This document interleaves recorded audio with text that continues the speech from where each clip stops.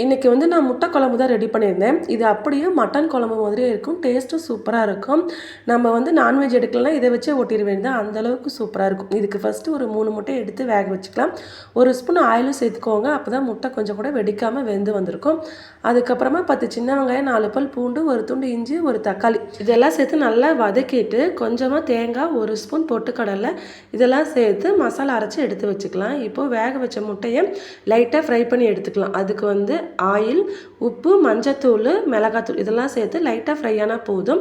இதை அப்படியே எடுத்து வச்சுக்கலாம். இப்போ ஒரு கடாயில் 2 ஸ்பூன் அளவுக்கு ஆயில் சேர்த்துட்டு கடுகு, கருவேப்பிலை, ஒரு ஸ்பூன் சிக்கன் மசாலா அப்படி இல்லைன்னா மட்டன் மசாலா எதுனாலும் சேர்த்துக்கலாம். அது கூடவே ஒரு ஸ்பூன் மிளகாத்தூள் அதையும் சேர்த்து நல்லா கலந்து விட்டுக்கலாம். இப்போது அரைச்சி வச்சுருந்த மசாலாவையும் சேர்த்து நல்லா கலந்து விட்டுட்டு தேவையான அளவு தண்ணியும் சேர்த்துக்கலாம். அதுக்கப்புறமா கொஞ்சமாக மஞ்சத்தூள், தேவையான அளவு உப்பு இதெல்லாம் சேர்த்து நல்லா கொதிக்க விட்டுடணும். மசாலா வாசனையும் இல்லாத அளவுக்கு நல்லா கொதித்து வந்ததுக்கப்புறமா நாம் ஃப்ரை பண்ணி வச்சுருக்கிற முட்டையும் சேர்த்துக்கணும். நாம் கட் பண்ணி கூட சேர்த்துக்கலாம், இல்லை அப்படியே கூட சேர்த்துக்கலாம். ஒரு 2 நிமிஷம் மூடி வச்சா போதும். சூப்பரான முட்டை குழம்பு ரெடி.